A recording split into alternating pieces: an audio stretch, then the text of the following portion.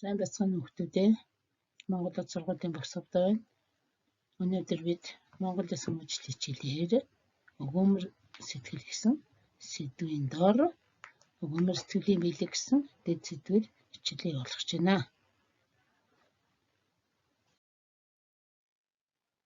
За бүгдээрээ хичээлийнхээ хэрэгсэл ном дэвтэрээ гаргаад дэлгэцэндээ ойрцож суугаарай.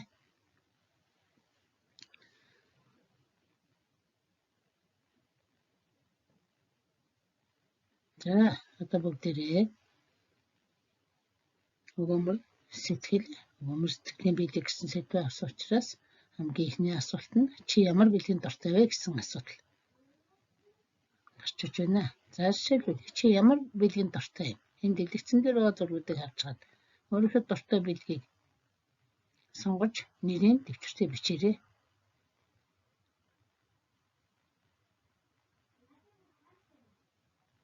Ямар бэлгүй нь хөвгтөдөө. Нэгдүгээрт бодолтой бэлэг, хоёрдугаарт ном, гуравдугаарт тоглоом, дөрөвт нь чихэр, тавдугаарт нь бас хөгүүдийн сонирхдаг машин, зургаад нь октоодын сонирхдаг хүүхдэнүүд байна.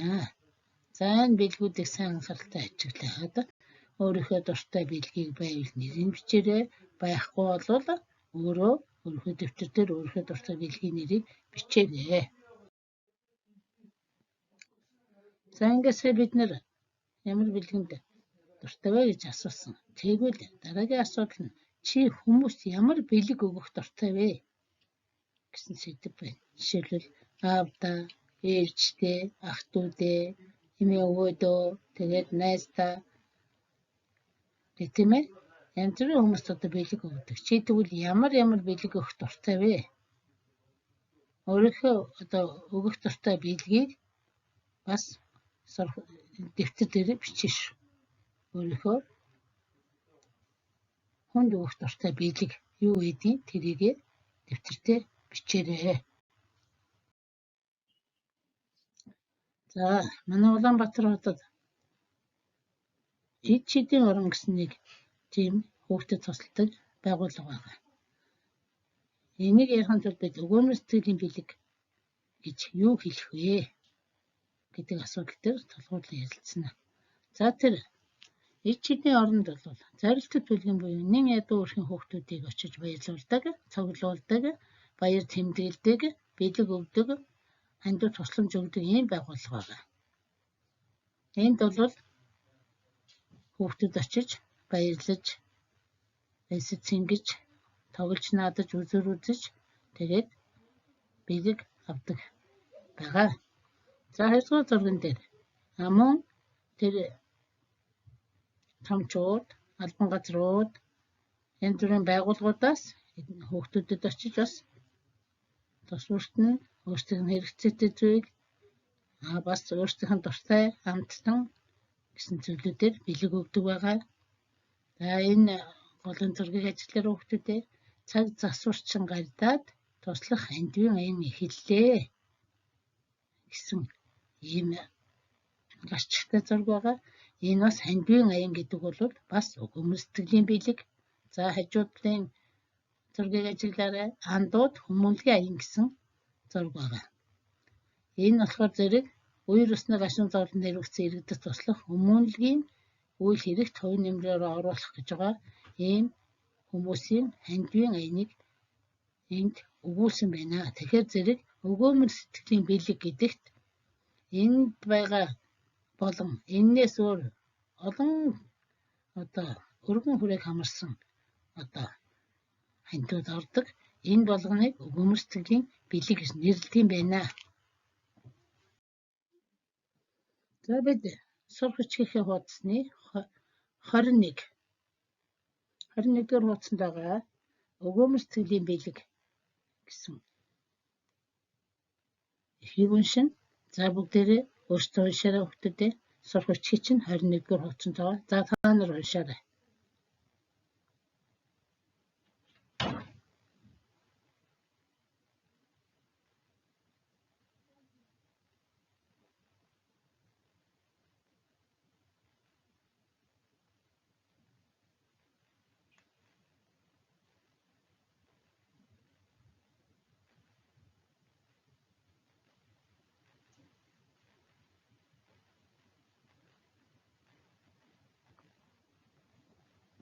За одоо багш нэг уншаад өгье.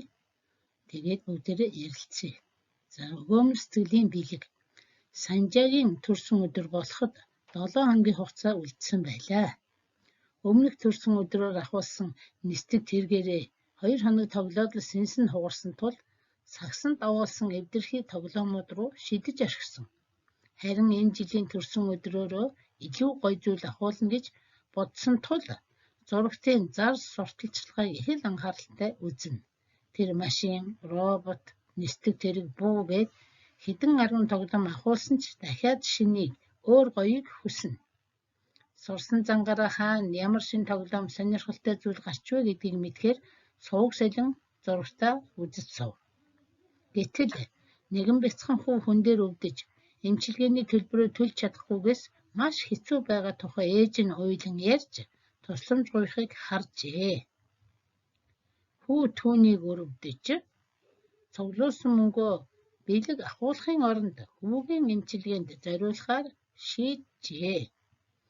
Аав ээж нь ч хүүгийнхээ шийдвэрийг зөвшөөрч эмнэлэг рүү явцгаалаа.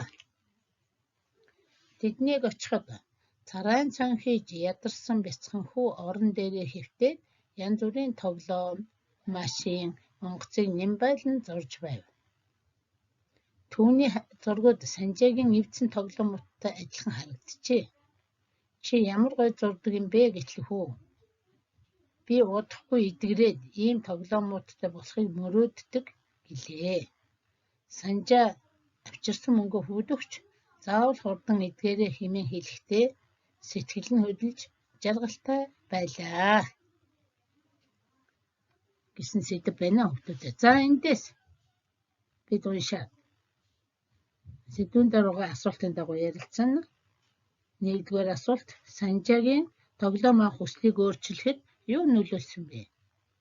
Санжаа төрсөн өдрөөрөө ахуулах гэсэн тоглоом ахуулсан уу үгүй юу? Яагаад авах болсон бэ? Гэдгийг хажууд байгаа хүмүүстэй ярилцаарай. Хоёрдугаар: тэр яагаад хүүд туслахаар шийдсэн бэ? Яагаад хүүд туслахаар шийдсэн?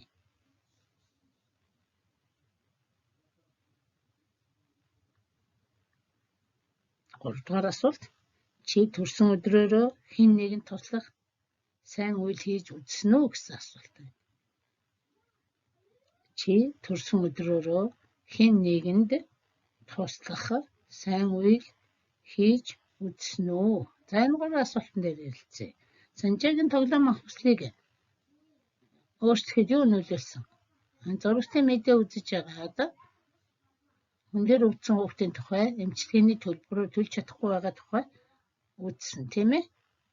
Тэгээд яагаад хүүд туслахаар шийдсэн?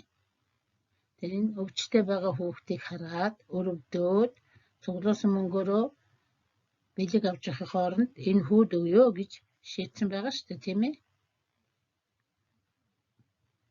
Тэгээд тэр хүүд очиж яасан? Цуглуулсан мөнгөө өгөөд хурдан эдгээрээ гэж хэлсэн. Тэрийг очиход бяцхан хүү өөрийнх нь нөгөө эвдээд хайсан тоглоомуудтай адилхан тоглоомуудыг зураад удахгүй идгээд ийм тоглоомтой болохыг мөрөөддгөө гэж хэлсэн. Энэ нь бол Санжааг бас их нөлөөлсөн байгаа. Хүүд туслахад нь их нөлөөсөн гэж үзэж байна. Тэгэхээр зэрэг та нар энэ сэдвийг уншаад сайн ойлгож аваад энэ гурван асуултанд хариулаад хажууд байгаа хүмүүстэй ярилцаарай. За тэгвэл бидний өнөөдрийн үеийн өгөөмөр сэтгэлийн бэлэг гэсэн сэдв дээр хамгийн эхлээд эхлэл хэсэгт байгаа хэсгээс уншихдаа харин энэ жилийн төрсөн өдрөөрөө гэдгээс эхлээд уншаарай. Харин энэ жилийн төрсөн өдрөөрөө илүү гоё зүйл ахуулна гэж бодсон тул зурагтын зар сурталчилгааг их л анхааралтай үзнэ. Тэр машин, робот, нисдэг тэр буу гээд хэдэн 10 тоглоом ахуулсан ч дахиад шинийг өөр гоёыг хүснэ гэсэн энэ хэсэгт шунах хомхойрох сэтгэл үү өгөөмөр өглөгч сэтгэл үү? Чи юу гэж бодож байна уу? Энийг харж байгаад энэ хэн нь илүү аз жаргалтай байх бол яагаад гэсэн асуулттай хүснэгтийг бөөлнө. Тэгээд яг энэ хэсэг нь шунж байгаа мó эсвэл өгөөмөр зан гаргаж байгаа мó гэдгийг ялгаж бичих юм байна. За хоёрдугаарт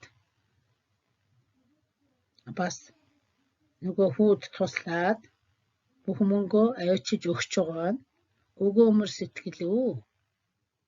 Юу вэ гэдгийг бас дүгнээд бичээрэй хүүхдүүдээ. Шунах хомхойрох сэтгэл, өгөөмөр өвлөх сэтгэл гэсэн хоёр хүснэгтэн дээр энэ өгөөмөр сэтгэлийн бэлэг гэсэн сэдв уншиж хагаад тохируулж нөхөж очих юм шүү. За хажуутын хүснэгтэн дээр байгаа. Чи дараах үйлээс алийг нь хэрэгжүүлдэгэ тохирохнуудад нь тэмдэглээрэй гэсэн. Энэ дээр юу нэхэр нэгдүгээрт найзуудаасаа би яаж туслах вэ гэж асуудгүй. Чи найзуудаасаа би чамд яаж туслах вэ гэж асуудгүй гэж байна. Тэгээд үгүй хаяа байнга гэсэн юм дээр нэмэлт тэмдэг тавиарай. Байнга тусалдаг болвол байнга гэдэг дээр хаяа бол хаяа дээр нь тусалдаггүй бол үгүй гэдэг дээр тийм ээ. Тусламж гуйхыг нь хүлээхгүй өөрөө санаачлан тусалдаг. Чи ийм чанартай бол бас тохирох хариултаа бичнэ. Хэн нэгнийг сэтгэлээр онс үед нь аргадаж тайтгаруулдаг. Энд бас чи тэмдэглэгээ хийн. Амттнаа бусдаас харамлахгүй хуваалцдаг. Хүмүүс миний тоглоом мэд зүйлсээс гуйл харамлахгүй өгдөг гэдэг дээр өөрөө тааруулаад өсөлтөөр тэмдэглэж нөхөн шүү. За ингээд гэрийн даалгавар өгье хүүхдүүдээ. 12 дугаар сарын 10-нд шалгалт авах тул сургуульчийн 1-ээс 23 дугаар хуудсыг уншаарай. Өгөөмөр сэтгэлийн бэлэг гэсэн сэдвээр зохион бичлэг бичээрэй. Тэгтээ номон дээрхээс хуулж бичихгүй хүүхдүүдээ. Өөрөө зохиож бичнэ шүү. 90-ээс 120 бүхтэй байх ёстой. За ингээд хичээл дэвтэрт оролцсон сурагчдаа баярлалаа. Баяртай.